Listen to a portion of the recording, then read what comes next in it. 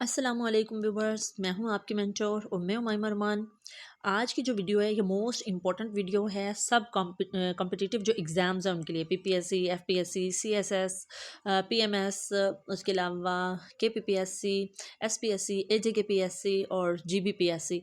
इन सब competitive exams के लिए इवन दैट एनटीएस या ओआईटी, ओटीएस, जितनी भी टेस्टिंग सर्विसेज हैं ना, उन सब में ये जो टॉपिक्स हैं ज़रूर डिस्कस होते हैं। जनरल एबिलिटी के जितने भी टेस्ट्स होते हैं ना, उनके हवाले से ये मोस्ट इम्पॉर्टेंट वीडियो है।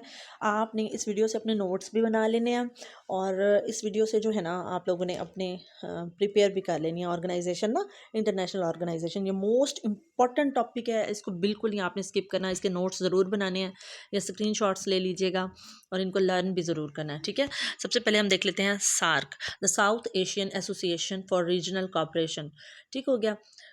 ये रीजनल कॉपरेशन के लिए साउथ एशिया की कंट्रीज़ ने एक एसोसिएशन बनाई थी 1985 में। ठीक हो गया। और ये 8 दिसंबर 1985 में बनी थी। हेड क्वार्टर इसका खटमंडू में है, जो कि नेपाल का दारुल हुकूमत है।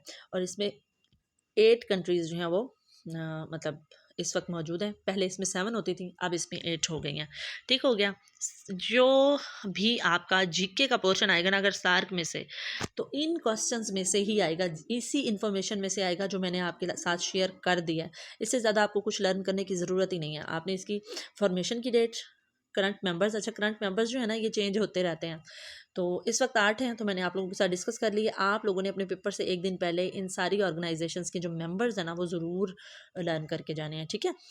अब जो कुछ मैं आपको इस वीडियो में दे रही हूँ ना, आप इतना भी लर्न कर लेना, तो जीके का पोर्शन जो भी वर्ल्ड ऑर्गेनाइजेशंस में से आएगा वो आपका 100% आपको मार्क्स देगा इंशाल्लाह। इसके अलावा नहीं पूछा जाएगा कुछ भी। ICG, international court of justice, आपको पता है कि इंटरनेशनल लेवल के जितने भी इश्यूज़ होते हैं वो इंटरनेशनल कोर्ट ऑफ जस्टिस में ही जाते हैं। ये इसकी फॉर्मेशन हुई थी 26 जून 1945 में, जब सेकेंड वर्ल्ड वार जो है वो एंड हुई थी, ठीक है। और होगाओ में इसका हेड क्वार्टर है, नीदरलैंड का एक सिटी है ये। ठीक हो गया। इसमें 15 जजेस की टीम होती है और 9 सालों तक के लिए ये टीम जो है ना वो मतलब वर्क करती है। इसको जब इसकी टीम चुनी जाती है 15 जजेस की, तो वो 9 साल तक के लिए वर्क कर सकती है। ठीक हो गया। अच्छा, अब इसका ना थोड़ा सा बैकग्राउंड मैं आपको बता देती हूँ। जो 1945 में सेकेंड वर्ल्ड वार जब एंड हुई थी ना, तो आपको पता है कि एक कंट्री जो है वो सबको ही मतलब, आप हम कहते हैं ना अपने पंजाबी में, एक जना ही सारे वारा दिता होया सी। तो आप ऐसे ही समझ लें कि एक कंट्री जो है उसने सबको ही खड्डे लाइन लगाया हुआ था। तो फिर इन सब कंट्रीज़ ने मिल के ना जंगबंदी भी करवाई। आपको पता है डिफरेंट ऑर्गेनाइजेशंस जो हैं वो भी इसमें मतलब उन्होंने सुलह सफाई करवाई इनकी। और फिर उसके लिए कुछ इंटरनेशनल रूल्स भी बनाए गए कि अब जंग जो है ना ऐसी नहीं होगी, मतलब इंटरनेशनल कुछ रूल्स होंगे उनको फॉलो करना पड़ेगा। और जो उन रूल्स को ओबे नहीं करेगा, उन रूल्स को तोड़ेगा, तो फिर वो आईसीजे के सामने उसको पेश होना पड़ेगा। और इस पर तकरीबन तकरीबन तकरीबन पूरी दुनिया के ममालिक जो हैं उन्होंने जो है इस दस्तावेज़ पे दस्तखत किए थे। और ये आज भी कायम दायम है। और इंटरनेशनल लेवल के जितने भी इश्यूज़ होते हैं उनको आईसीजे ही देखता है, इंटरनेशनल कोर्ट ऑफ जस्टिस। अच्छा, पनामा लीक्स वगैरह जो थी और इस तरह के जितने भी इश्यूज़ आए हैं तो वो भी आईसीजे के अंडर ही डिस्कस हुए थे। ठीक हो गया। अच्छा, आईएमएफ आपको पता है ये बहुत फेमस इदारा है पूरी दुनिया का, इंटरनेशनल मॉनेटरी फ़ंड। इसको भी 1945 में ही बनाया गया था। अच्छा, इसका मेन मकसद क्या था बनाने का? इसका बनाने का मेन जो मकसद था ना वो ये था कि जंग की वजह से ना बहुत सारे कंट्रीज़ में फाइनेंशियल प्रॉब्लम्स क्रिएट हो गई थी, ठीक है। तो फिर ये आईएमएफ बनाया गया और ये 27 दिसंबर को बना और हेड क्वार्टर इसका वाशिंगटन डीसी में है, ठीक है।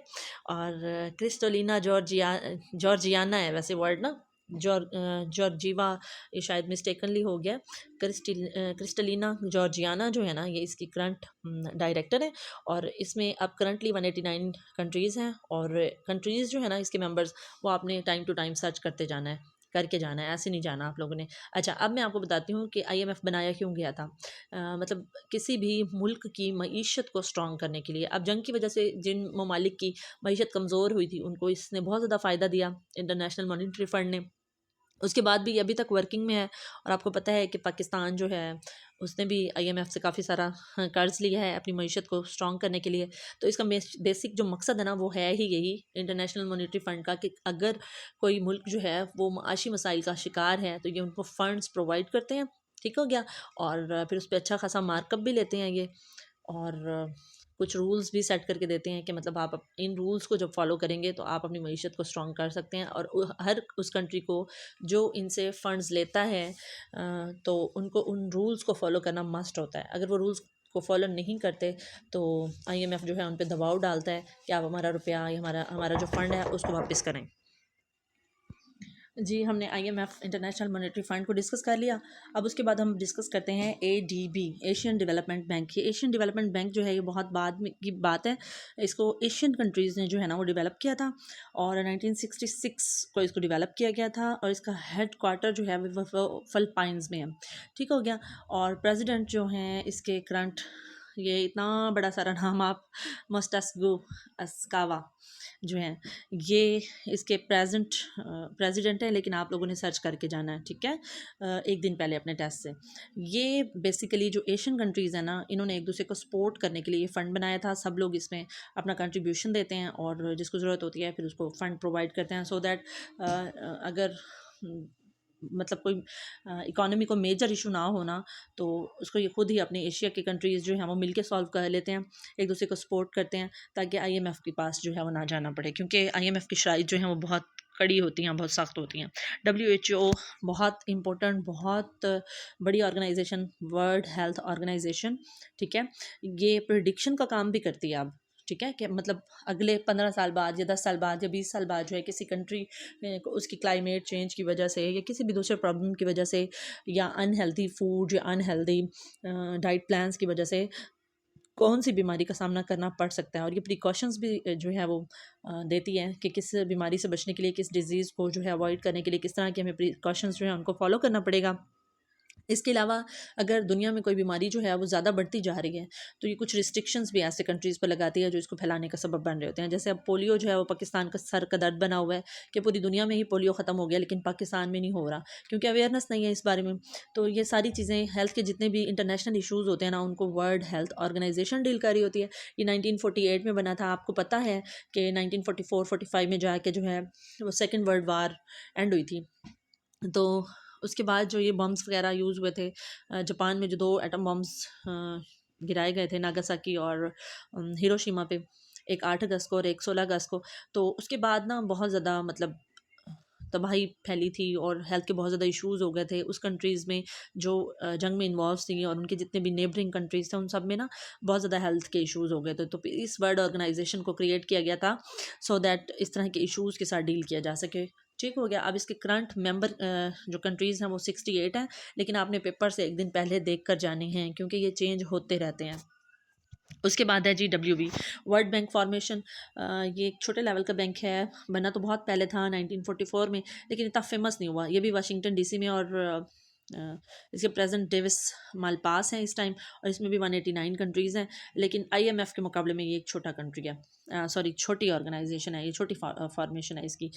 लेकिन ऐसा नहीं है कि इसकी इंपॉर्टेंस नहीं है, वर्ल्ड बैंक फॉर्मेशन की भी जो है इंपॉर्टेंस है। जी, अब है जी UNO, यूनाइटेड नेशंस ऑर्गेनाइजेशन। ये इस वक्त दुनिया में जितनी भी ऑर्गेनाइजेशंस मौजूद हैं उसमें सबसे बड़ी ऑर्गेनाइजेशन है। ऑलमोस्ट पूरी दुनिया की कंट्रीज सिवाय एक दो कंट्रीज़ को छोड़ के इसके मेंबर्स हैं। ठीक हो गया। अच्छा जी, यूनाइटेड नेशन ऑर्गेनाइजेशन जो है उसकी फॉर्मेशन 24 अक्टूबर 1945 में हुई थी। अच्छा, आपने सिर्फ इसका ईयर नहीं याद रखना, आपने डेट भी याद रखनी है। फॉर्मेशन की डेट्स जितनी भी ऑर्गेनाइजेशन है वर्ल्ड ऑर्गेनाइजेशन, उनकी आपने ज़रूर लर्न करनी है। हेड क्वार्टर इसका सैन फ्रांसिस्को न्यूयॉर्क में है और जनरल सेक्रेटरी इस वक्त इसके एंटोनियो गटरस हैं।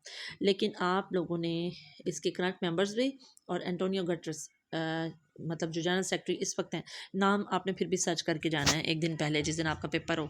अच्छा, नासा आपको पता है, the international aeronautic and space administration. अब स्पेस और एरोनॉटिक्स के हवाले से जितने भी इशूज़ होते हैं वो नासा देखता है। मौसम की पेश गोइयाँ हो गई, स्पेस शिप्स के हवाले से इंफॉर्मेशन हो गई, या मतलब आप ऐसे समझ लें कि फ़ज़ा के जितने भी मामलात होते हैं उसमें आप लोगों ने आजकल सुना होगा कि कुछ उड़न तश्तरियों के बारे में डिस्कशन हो रही है कि वो उड़न तश्तरियाँ जो हैं एक बरमूदा ट्रायंगल के पास पहुँच के ना बिल्कुल गायब हो जाती हैं। ये इशू बड़ा आजकल चला हुआ था, बड़ा हॉट टॉपिक है सोशल मीडिया पे। तो मतलब इस तरह के सारे इशूज़ कि कौन सा स्पेसशिप कब खला में भेजना है, वहाँ के पिक्स कैसे लेनी है, मरीख पर जो ज़िंदगी के आसार अब ढूंढने की साइंसदान कोशिश करेंगे, ये सब कुछ जो है ना वो international aeronautic and space administration यानी कि नासा जो है इसको डील करता है। 1958 जुलाई 29 को ये फॉर्मेट हुआ इसका, और वाशिंगटन डीसी में ही इसका हेड क्वार्टर है। ठीक है, ड्वीट डी एंड हॉवर आइजन हॉवर ये इसके मौजूदा जो हैं वो ऐसे समझ लें कि चेयरमैन है, लेकिन आप लोगों ने इसको सर्च करके जाना है। अच्छा, एससीओ शंघाई कॉरपोरेशन ऑर्गेनाइजेशन, ये भी बड़ी फेमस ऑर्गेनाइजेशन है, बनी तो बहुत बाद में है लेकिन इंपॉर्टेंट बहुत है ये। अच्छा, 26 अप्रैल 1996 में बनी है। इसका हेड क्वार्टर जो है वो बीजिंग और चाइना में है। ये शंघाई कॉरपोरेशन ऑर्गेनाइजेशन जो है ना मोस्टली इसमें जो हम ऐसे कह सकते हैं कि एशिया के ममालिक जो है ना वो इसमें ऐड हैं। सेक्रेटरी जनरल व्लादिमीर नौरव हैं इसके इस वक्त, और 8 मेंबर्स हैं इसके, जिसमें पाकिस्तान भी शामिल है, और पाकिस्तान ने इसको 2017 में ज्वाइन किया था। एक बार पहले भी ये फॉर्मेट हुई थी, फिर इसको डिज़ोल्व कर दिया गया, फिर अगेन इसको फॉर्मेट किया गया, तो पाकिस्तान ने दूसरी बार इसको जब फॉर्मेट किया गया ना उस वक्त इसको ज्वाइन किया था। ठीक हो गया। उसके बाद जी OIC organisation of Islamic corporation, ये जितने भी इस्लामिक कंट्रीज़ हैं ना उन्होंने मिलकर ये बनाई थी, क्योंकि जो इस्लामिक कंट्रीज़ थे उन पे हर वक्त जंग का ख़तरा मुसल्लत रहता था दूसरी पावर्स की तरफ से। तो हम कह तो नहीं सकते, इस तरह की बातें करनी तो नहीं चाहिए, लेकिन मतलब जितने भी इस्लामिक कंट्रीज़ हैं उन्होंने इस्लाम की प्रमोशन के लिए या फिर अब एक दूसरे को सपोर्ट करने के लिए इस्लामिक ऑर्गेनाइजेशन कॉरपोरेशन बनाई थी, जो कि 25 सितंबर 1969 को बनी। ठीक है, और इसका हेड क्वार्टर जो है वो जद्दा सऊदी अरबिया में है, क्योंकि आपको पता है कि हमारा प्रोमिनेंट कंट्री जो है वो सऊदी अरबिया ही है। जद्दा सऊदी अरबिया का एक फेमस कंट्री है, सॉरी सिटी है, और सऊदी अरबिया को तो हर मुसलमान जो है वो इज़्ज़त की निगाह से देखता है। अब इस टाइम इसके 57 मेंबर्स हैं। ऑलमोस्ट जितने भी मुस्लिम कंट्रीज़ हैं वो OIC के मेंबर्स हैं। ये इस्लामिक वर्ल्ड की बहुत इंपॉर्टेंट ऑर्गेनाइजेशन है। ठीक हो गया, और आपने पेपर से एक दिन पहले इसके मेंबर्स को सर्च करके जाना है। ICC आपको पता है, इंटरनेशनल क्रिकेट काउंसिल, ये 1909 में बनी थी। ठीक है, 15 जून को बनी थी। इसका हेड क्वार्टर जो है वो दुबई में है, UAE। ठीक हो गया, यूनाइटेड अरब एमिरेट्स, और चेयरमैन इसके आप पढ़ लें जी नाम, शाशंक मनोहर जो है इसके मौजूदा चेयरमैन है, लेकिन आपने इनको जो है वो दोबारा से सर्च करके जाना है पेपर से पहले। फीफा आपको पता है, द फेडरेशन इंटरनेशनल लेज फुटबॉल एसोसिएशन, ये बहुत बड़ा इवेंट होता है फुटबॉल के हवाले से अगर देखा जाए तो। और आपको पता है कि कतर में इस साल फीफा का वर्ल्ड कप ऑर्गेनाइज हो रहा है, और कतर जो है इस वक्त हॉट टॉपिक बना हुआ है पूरी दुनिया में कि कतर ने इस्लाम की प्रमोशन के लिए इसमें बहुत ज़्यादा वर्क किया, और अपने रूल्स एंड रेगुलेशंस पे किसी तरह का कोई कंप्रोमाइज़ नहीं किया कतर ने। तो बहुत ज़्यादा इसको फेम मिल रही है कतर को। 10 साल से कतर तैयारी कर रहा था इसके लिए। तो जी फीफा की जो फॉर्मेशन हुई है वो हुई है 1904 में फ्रांस में, यानी फुटबॉल जो है उसका वर्ल्ड कप हमारे आप ऐसे समझ लें कि जो है ना इसके, अल्लाह आपका भला करे, क्रिकेट के वर्ल्ड कप से बहुत पहले होने लगे हैं। क्रिकेट का पहला वर्ल्ड कप जो था वो 1975 में हुआ था, लेकिन फुटबॉल के 1904 के बाद से ही स्टार्ट हो गए थे, और फ्रांस पेरिस में इसको जी है फॉर्मेट किया गया था, और स्विट्ज़रलैंड में इसका हेड क्वार्टर है। और जो इसके प्रेसिडेंट हैं वो हैं जेनी या ज्ञानी पढ़ा जाएगा इसको, इन्फेंटोनियो। ठीक हो गया। अच्छा जी, उसके बाद हम देख लेते हैं ऑर्गेनाइजेशन। अब जी है एशियान, इसको एशियान भी पढ़ा जाता है, और इसको कुछ लोग एशियन भी पढ़ लेते हैं, क्योंकि ये है ही साउथ एशियन नेशंस की ऑर्गेनाइजेशन, तो इसको एशियन से ही याद कर लेते हैं लोग। ठीक है, the association of south Asian Nations, जो साउथ एशिया के कंट्रीज़ हैं उन सब ने मिलकर ये बनाई थी। ठीक है, और ये 8 अगस्त 1967 में बनी है, और जकार्ता इंडोनेशिया इसका हेड क्वार्टर है, और करंटली इसके 10 मेंबर्स हैं, लेकिन आप लोगों ने सर्च करके जाना है ये इन्होंने क्यों बनाई थी, एक दूसरे को सपोर्ट करने के लिए, फाइनेंशियली, मॉरली, हर तरह से। ठीक है, और एशिया के कंट्रीज़ की हिफाजत के लिए भी ये कंट्रीज़ एक दूसरे को हेल्प आउट करेंगे। पाकिस्तान, इंडिया सब इसके जो हैं वो मेंबर्स हैं। और IAEA international atomic energy agency, ये एटॉमिक पावर्स के हवाले से जितने भी इशूज़ होते हैं ना, ये ऑर्गेनाइजेशन उनके साथ डील करती है। किस कंट्री को परमिशन देनी है एटॉमिक एनर्जी के हवाले से, किसको इंफॉर्मेशन नहीं देनी, या इस तरह के जितने भी इशूज़ होते हैं, और सिक्योरिटी के हवाले से अगर देखा जाए, एटॉमिक एनर्जी के जो पावर प्लांट्स होते हैं उनकी सिक्योरिटी के हवाले से कुछ गाइडलाइंस ये प्रोवाइड करती है। और इंटरनेशनल लेवल पे जो है इस सारे जो एटॉमिक एनर्जी से रिलेटेड इश्यूज़ होते हैं ना, उनको यही ऑर्गेनाइजेशन जो है वो डील करती है। इसकी फॉर्मेशन 29 जुलाई 1957 में हुई थी और इसका हेड क्वार्टर जो है वो वीना ऑस्ट्रिया में है। ठीक हो गया। और राफील ग्रॉसी इसके मौजूदा हेड हैं और इसके मेंबर्स 171 कंट्रीज़ हैं। अच्छा, अब आपको पता है कि दुनिया में 171 कंट्रीज़ तो नहीं है ना जिनके पास ये एटॉमिक एनर्जी की पावर मौजूद है। ये तो बहुत गिने चुने और बहुत कम है। तो लेकिन ये जो 171 मेंबर्स, इसके मेंबर्स इस तरह से हैं कि मतलब ऐसे कंट्रीज़ जो कि एटॉमिक पावर हैं उन पर कुछ रिस्ट्रिक्शंस भी ये लगाती है ना ऑर्गेनाइजेशन के। जो लोग जो कंट्रीज़ जो हैं उनके पास एटॉमिक पावर नहीं है, तो आप लोगों ने उनको परेशान नहीं करना।